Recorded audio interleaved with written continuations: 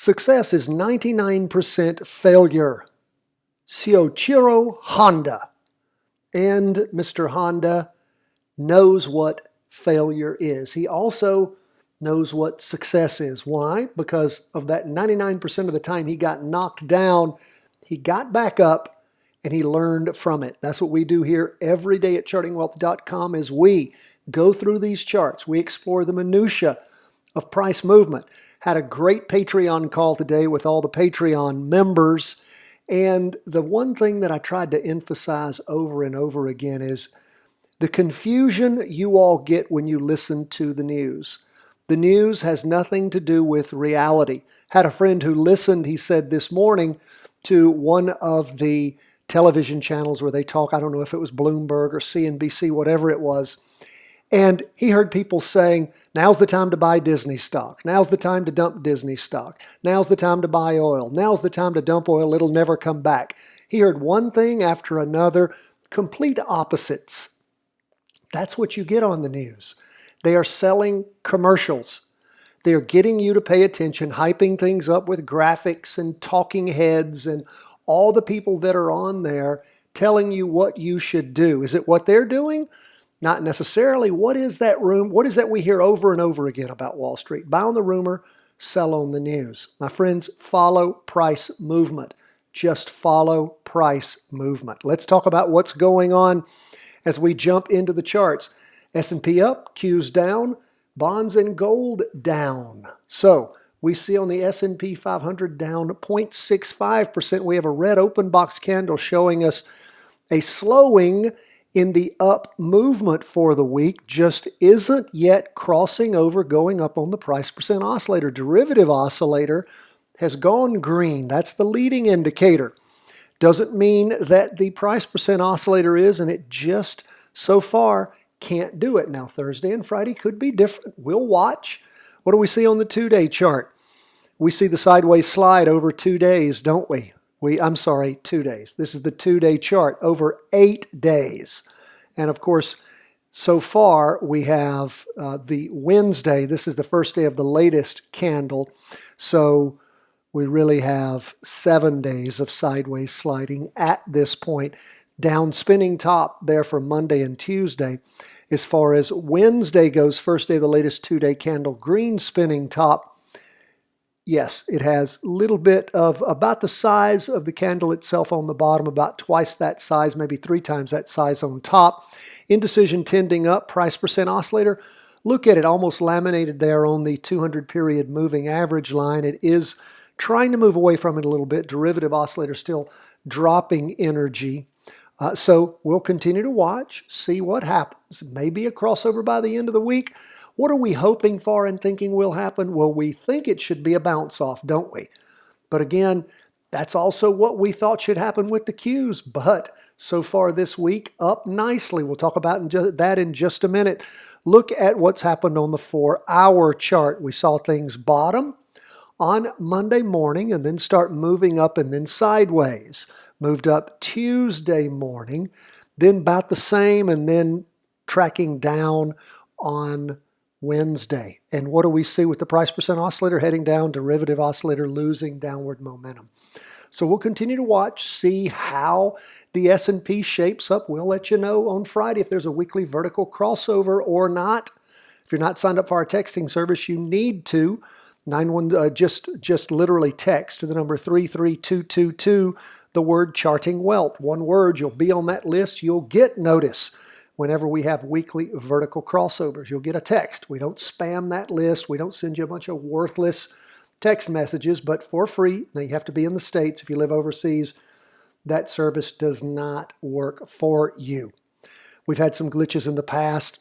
I think we have them worked out now to where we'll make sure you get notified whenever there's a weekly vertical crossover. Or guess what? For those of you who live overseas or those of you who don't have cell phones, which I don't think there's probably a single person listening, but we also announce weekly vertical crossovers every Friday at the close of the market. We do our comprehensive review and forecast. Now on the Qs, beautiful weekly vertical crossover going up, jumping in point. Again, these are Heikin-Ashi candles, somewhere around 215. What's the high? 221. O2, is that enough for 3 days? You know, in fact, that was made earlier. So again, we see things continuing to move up for the day, 0.62%. Derivative oscillator is positive. Price percent oscillator is moving up. We look at the 2-day chart. What do we see there? We see the first day of this latest 2-day candle heading up, again, above the prior 2-day trend line, well above, decently above the weekly. Derivative oscillator losing energy, price percent oscillator still heading up. 4-hour chart just hasn't had the energy to cross over. Is that not curious? Again, if you're in that trade with all of the what appears to be underlying weakness in the market, always watch. If you see penetration of the 2-day trend line, if you see the price percent oscillator really moving away from the red signal line, you can sell part of your position. You can take your gain at that point. Again, watch. You're going to set these rules yourself. We give you ideas about those, but it's your practice trading that teaches you which rules to use and how to use them on each individual chart. That's why we ask you to follow certain charts, not just to go out there looking for weekly vertical crossovers or 2-day crossovers on any chart, but the charts that you practice trade. And if you're in a certain business area, you like a certain part of the economy, you have a hobby that gets you into a certain sector and you want to follow that, follow the sector fund, follow some stocks in that sector. Do things that interest you and do it on a daily basis so you can develop the expertise you need in the area that you have an interest. And again, you don't have to just follow the ETFs. People ask me all the time, well, okay, you've got your charts for your ETFs. Do they work on other ETFs, on other stocks? Absolutely. Now, again, there's some stocks that aren't chartable. There's some that aren't worth charting. But when they are chartable and the charts work, and you're going to find that out by practice trading those. That's what we talk about. Don't go out there and blow money like a fool. Learn how to chart stocks. Stick with us. You will learn this. What do we see on bonds? Down 1.61% for the day. We can see a red down candle forming for the week. Are we going to have a weekly vertical crossover by the end of the week? We've already talked about Tango, Bravo, Foxtrot, TBF. That's the single inverse fund for 20-year bonds. That might be something to jump into on a practice trade if we have a weekly vertical crossover going down.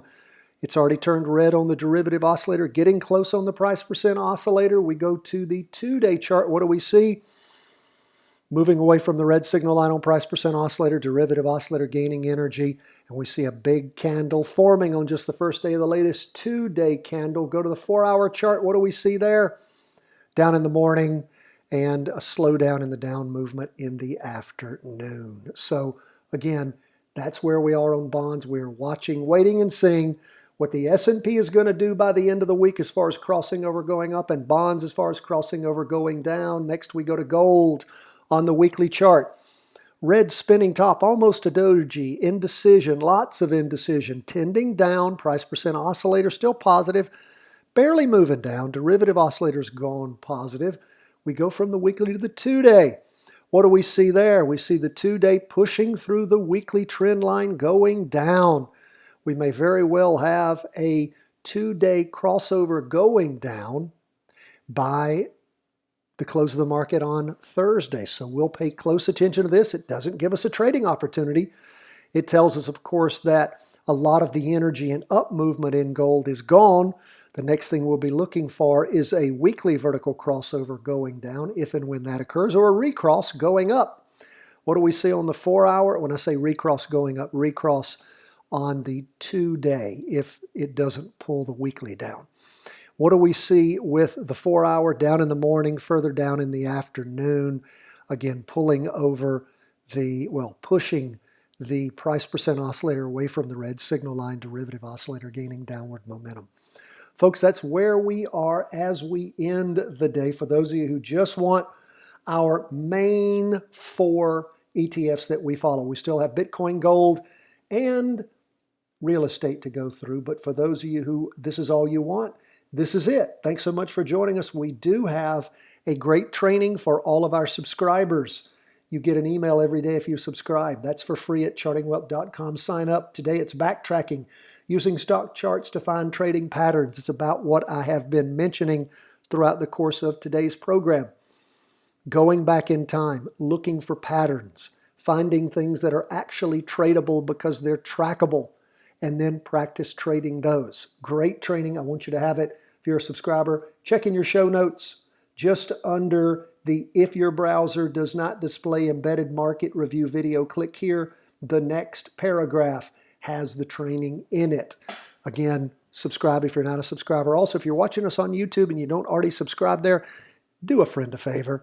Hit the subscribe button in the lower right-hand corner. Helps us with our metrics. Thank you so much, friends. Now, we move on. First to Bitcoin, up for the day. Bitcoin gaining some traction, 4.06%. We're not going to start off on the 4-hour. We're going to start off on the weekly. Weekly vertical crossover, as we can see, and look at it moving up. Bitcoin moving up strongly, again, up for the day. Price percent oscillator moving up, candles moving up, derivative oscillator green. We go to the 2-day chart. What do we see there? 2-day chart, of course, crossed over actually back on the 13th, Monday the 13th of April. Slid sideways for a while and then started tracking up. Still moving up, higher highs as far as this first day of the latest 2-day candle. Price percent oscillator moving up, derivative oscillator moving up, looking nice. 4-hour chart sliding sideways. We talked about that yesterday, and look, was it just going to consolidate to move up further or to cross over going down? Well, the afternoon told us. Things blew out. Price percent oscillator moving away from the red signal line, derivative oscillator continuing to lose upward momentum. So we'll continue to keep an eye on Bitcoin, looking quite nice with that crossover. Now we're going to leave Bitcoin, go to the stock market, go to the real estate market. Real estate investment trust, a lot of commercial stuff in there. This is the largest ETF in the world for REITs, real estate investment trusts, in Victor, November, Quebec, the Vanguard REIT ETF. The week is starting off with a red spinning top. It's a rather fat one. We've got a little bit of a wick on top, a little bit of a bigger wick on the bottom. But what we see for the day, down 1.81%. Really, again, just this sideways slide. Is it consolidating or losing energy? Well, the price percent oscillator is going sideways. Derivative oscillator is still losing downward momentum. No closer to a crossover going up than we have been over the last few weeks. Go to the 2-day chart, and we see 3 down candles forming. First was a red spinning top representing the 1st of May on Friday and the prior Monday. Then Monday and Tuesday of, prior Friday and Thursday, and then Monday and Tuesday of this week, we see a red down candle, and then the first 2-day candle on Wednesday, first day of the latest 2-day candle, is a red down candle. Not plumbing a lower low, it doesn't look like. Price percent oscillator flat, derivative oscillator losing upward momentum. So if the derivative oscillator is correct, it's showing us that that momentum continues to reduce, not accelerate. That's our leading indicator, triple smooth version of the relative strength index. Go to the 4-hour chart. We can see where things had moved down in real estate. Then on the 4th, sort of settled in the afternoon. That was on Monday. Moved up on Tuesday, then down on Wednesday. Price percent oscillator never got close to crossing over, going up. Derivative oscillator still negative, losing downward momentum. What's up with real estate? Flat. Just trying to figure out how low it's going to go. And don't have a signal on anything to do with real estate yet. What do you think's going to happen to real estate? I mean, again, this is something that's hard for Wall Street to control. And as long as the REIT reflects reality, which is, again, the REIT ETF, which is not necessarily true in today's world, we're just going to watch. That's why I say, whatever these ETFs reflect, use the charts to guide you in the price movement. Our charts tend to work over and over and over again. You guys have seen it. You know it. Pay attention to it. Okay, what about oil? Oil down for the day, another 3%. Boom. We see a solid green candle. Remember, that means a slowdown in the go down. Doesn't mean it's an up candle. Up candles are green open box candles. So we see that gold is, again, price percent oscillator still moving down, not at the steep a down movement as it was over the prior 2 weeks, but still moving down. Derivative oscillator losing downward momentum. Go to the 2-day chart. What do we see there? Again, is oil finding a bottom around the 1750 mark or so? Maybe. Price percent oscillator is heading up. But even if it crosses over on the 2-day chart, what does that mean for us? Well, it means that at some point we might get a weekly vertical crossover, but at this point it ain't happening. Derivative oscillator still negative. Go to the 4-hour chart, and of course we can see where things really slid along a bottom there, edged up, and are now tracking again sideways. Price percent oscillator heading up. Derivative oscillator at the end of the day lost some momentum. So we'll continue to watch, see what's going to happen with oil. Don't bottom feed, my friends. Just hang on. Let's see what's going to happen. We'll have plenty of time to jump into successful practice trades. If you're greedy, you're a hog and you get slaughtered. So again, let's just watch. Let's be smart. Remember, first rule of trading, don't lose money. Second rule of trading, make money.